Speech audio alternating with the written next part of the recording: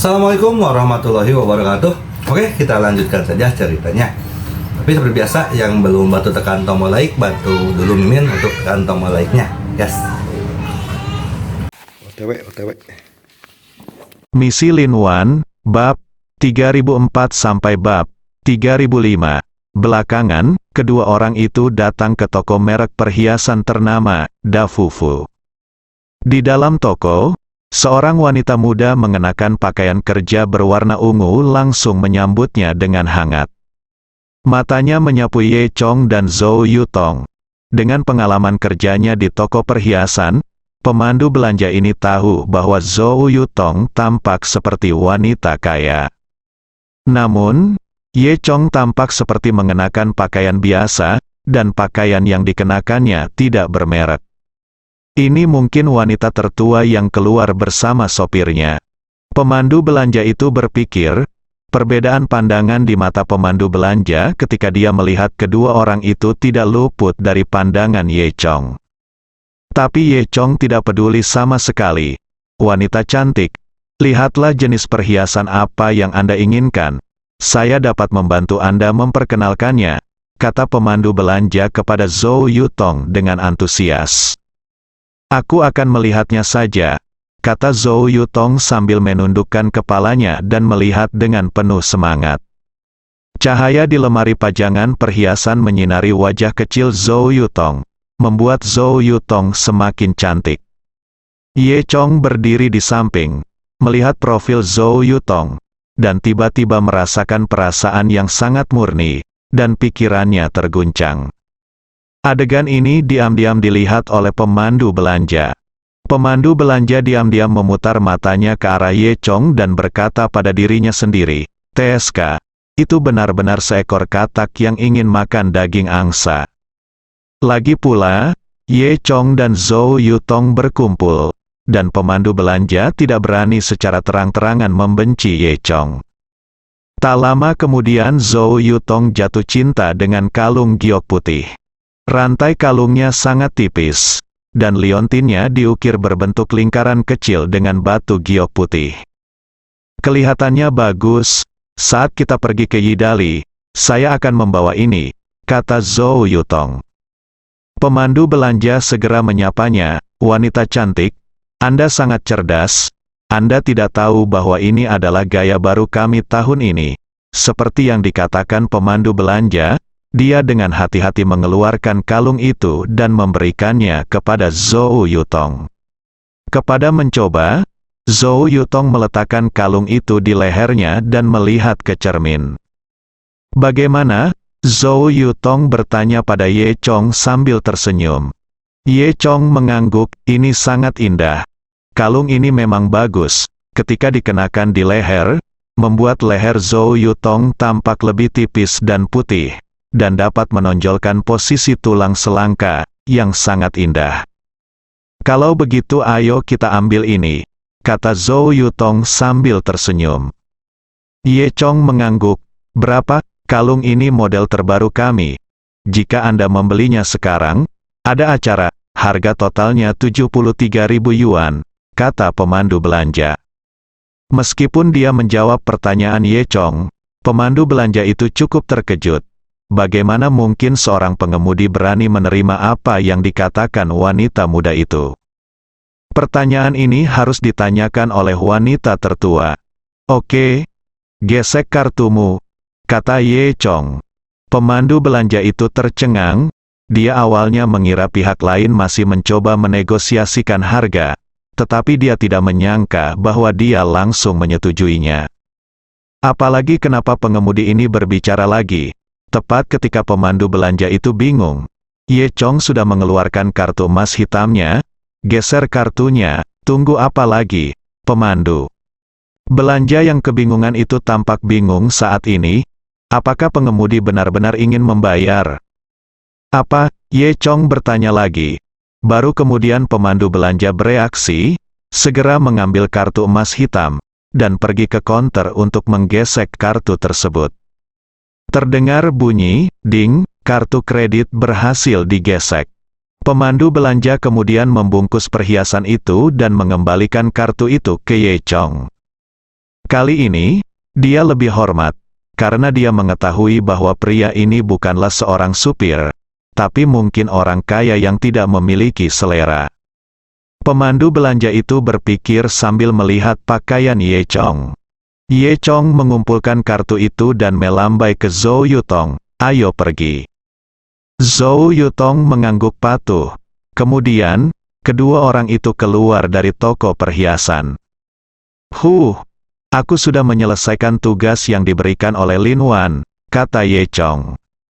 Zhou Yutong mengangkat wajah kecilnya dan bertanya, "Hah, ini yang diberikan Xiao Wan kepadaku.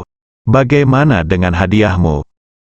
Ye Chong menyentuh hidungnya, "Tentu saja aku sudah menyiapkan hadiah. Tapi aku tidak bisa memberikannya padamu sekarang. Tunggu, aku akan memberikannya padamu pada hari ulang tahunmu." "Apa? Sangat misterius?" Zhou Yutong bertanya dengan rasa ingin tahu. Ye Chong mengangguk, "Tentu saja. Faktanya, Ye Chong lupa mempersiapkannya. Jika dia mengatakan yang sebenarnya, dia mungkin akan dicekik sampai mati oleh Zhou Yutong. Jadi yang bisa saya katakan adalah ini adalah tindakan sementara." Saat keduanya sedang berbicara, seorang pria gemuk datang. Laki-laki ini berkepala gendut dan bertelinga besar, perut buncit, dan jas yang dikenakannya hampir melar. Seorang wanita yang berbalut perhiasan dan terlihat sangat norak sedang memegangi lengannya. "Hei, adik perempuan, jika kamu ingin hadiah, kakakku akan membelikannya untukmu. Apa yang kamu inginkan? Kakakku akan membelikanmu. Hadiah apa yang bisa diberikan oleh bocah malang ini padamu?" Pria gendut itu memandang Zhou Yutong dengan tampilan yang menyedihkan. Jelas sekali pria gendut ini adalah pria kaya, dan wanita di sebelahnya hanyalah miliknya. Pria gendut itu menggoda Zhou Yutong di depannya, namun wanita itu hanya memandang Zhou Yutong dengan kebencian dan tidak berani menghentikan pria gendut itu. Melihat wajah berminyak pria gendut itu, Zhou Yutong merasa mual. "Kamu tidak perlu khawatir tentang hal itu sekarang," kata Ye Chong, lalu menarik Zhou Yutong pergi.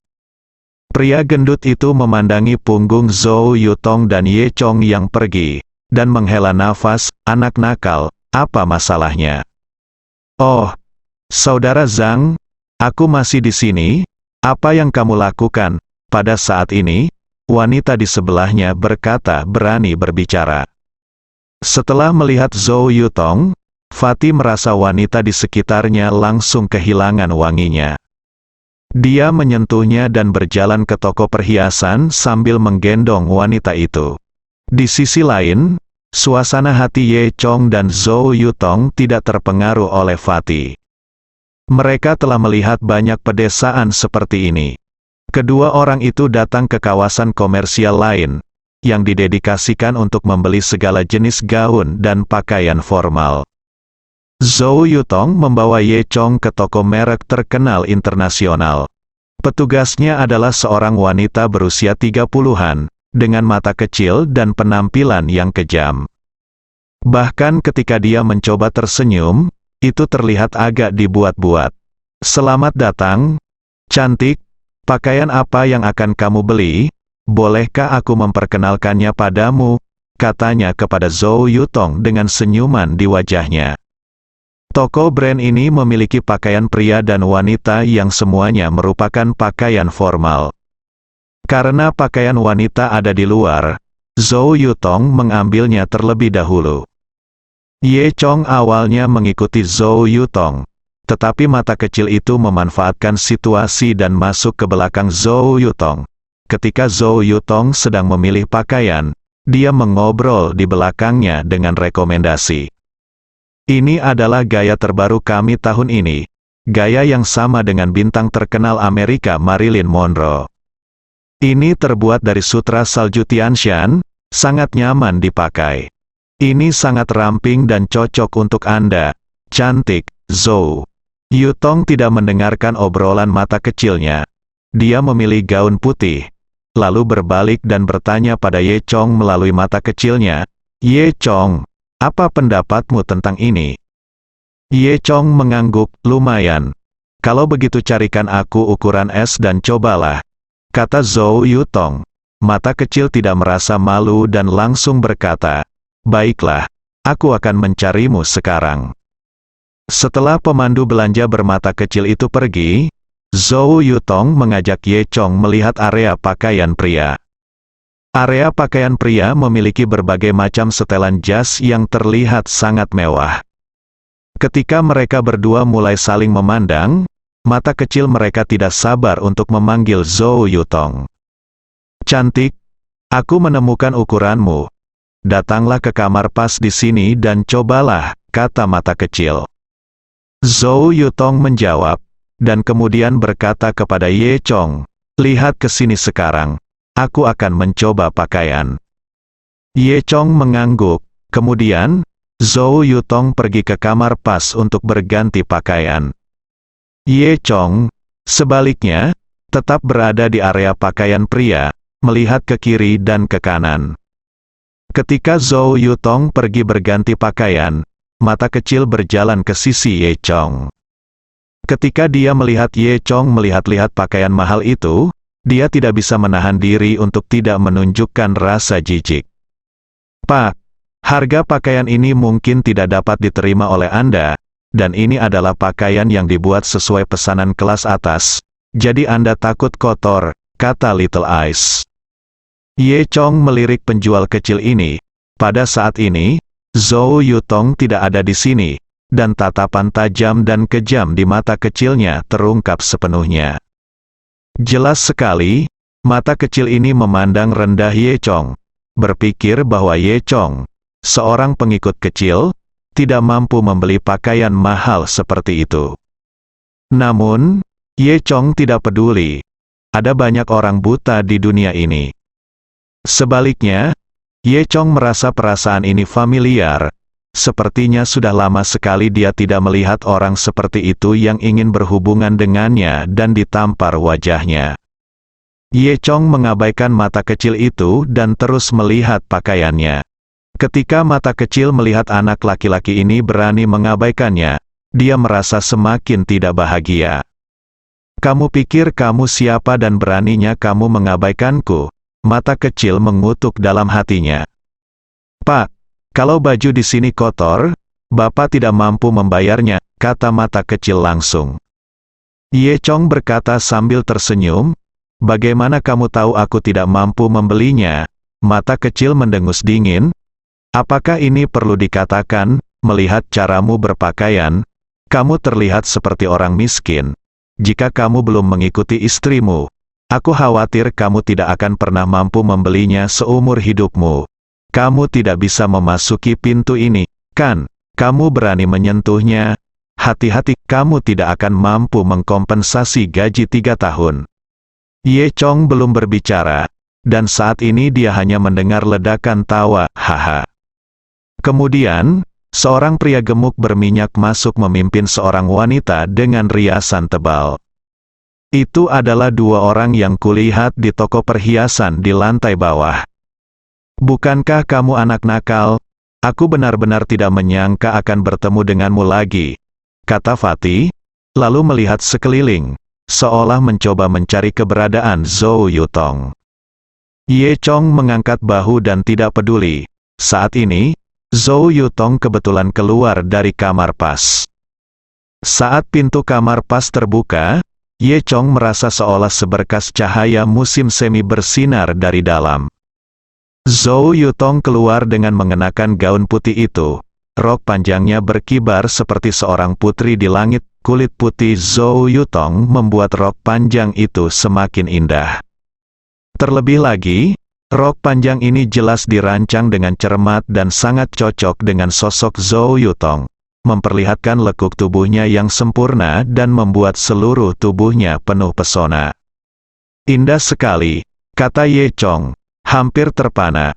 Pria gendut di sebelahnya juga tercengang, dengan mulut terbuka lebar dan mengeluarkan air liur yang tidak senonoh. Wanita di sebelahnya jelas menunjukkan ekspresi cemburu yang luar biasa. Mata kecil adalah yang pertama bereaksi dan dengan cepat bergerak maju. Oh, cantik, Kamu terlihat sangat cantik dengan gaun ini. Gaun ini sangat cocok untukmu. Kamu harus membelinya. Zhou Yutong tersenyum cerah, abaikan si kecil evaluasi bermata, dan berjalan langsung ke Ye Chong, berbalik, dan bertanya dengan penuh semangat, bagaimana? Ye Chong mengangguk, mengulurkan ibu jarinya, dan memuji, cantik, seperti seorang putri kecil. Wajah cantik Zhou Yutong sedikit tersipu. TSK, hanya kamu yang bisa berbicara. Mata kecilnya mengikuti Zhou Yutong dengan penuh hormat. Ya, sungguh cantik, pria ini benar-benar berbakat. Mata, cantik, kamu harus membeli gaun ini. Zhou Yutong berkata sambil tersenyum, kalau begitu ini dia. Ye Chong mengangguk dan berkata, oke. Pada saat ini, pria gemuk berminyak itu datang sambil tersenyum, oh, cantik, kamu terlihat seperti peri di langit dalam gaun ini. Ketika kata-kata pujian yang sama keluar dari mulut pria gemuk malang ini, Zhou Yutong merasakan reaksi yang tak terlukiskan. Pria gendut itu sama sekali tidak sadar dan mengabaikan wanitanya. Dia tersenyum dan berkata, haha, cantik, bagaimana kalau aku memberikan gaun ini padamu? Tidak perlu, bukan berarti aku tidak mampu membelinya, kata Zhou Yutong dengan marah. Pria gendut itu menatap Ye Chong sambil tersenyum dan berkata, apa? Kamu ingin dia membayarmu lagi? Lihat seperti apa penampilannya, bisakah dia membeli pakaian mahal? Gaun ini harganya setidaknya 50.000 hingga 60.000 yuan. Benar, kali ini, penjual bermata kecil itu berkata dengan cepat, Pak, Anda salah. Ini edisi terbatas kami tahun ini. Hanya ada 3 buah di dunia, dan salah satunya dipakai oleh bintang film terkenal Marilyn Monroe. Pakaian ini berharga 220.000 yuan dan tidak boleh didiskon. 220.000 yuan, mendengar harganya, pria gemuk berminyak itu tertegun sejenak. Dia kaya dan orang kaya, tetapi menghabiskan 220.000 yuan untuk membeli pakaian untuk menjemput anak perempuan cukup menyusahkan. Tapi dia memandang Zhou Yutong, yang sangat cantik saat ini, lalu mengertakkan gigi dan berpikir dalam hati, cobalah. Dia segera menutupi kesalahannya dan tertawa keras, sepertinya anak ini bisa, bahkan tidak mampu membelinya. Ye Chong tidak mengatakan apa-apa, dia terbiasa melihat puluhan juta dolar, dan dia hampir lupa bahwa dalam kehidupan sehari-hari, lebih dari 200.000 yuan sudah dianggap mahal. Pria gendut itu memandang Zhou Yutong dan menunjukkan senyuman berminyaknya lagi. Bagaimana, cantik? Selama kamu mengikutiku, aku akan membayarmu untuk itu.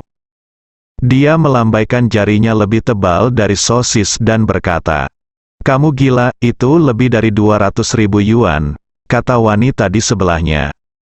Pria gemuk itu memelototi wanita itu dan mengutuk, kamu wanita tua, bagaimana kamu bisa mengatakan sesuatu?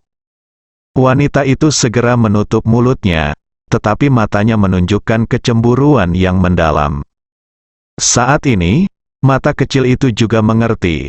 Dia mengipasi api di sebelahnya dan berkata, ya, cantik, lihat pria ini, sekilas dia terlihat seperti orang kaya, dan dia masih terobsesi denganmu. Mengapa kamu tidak memberinya kesempatan?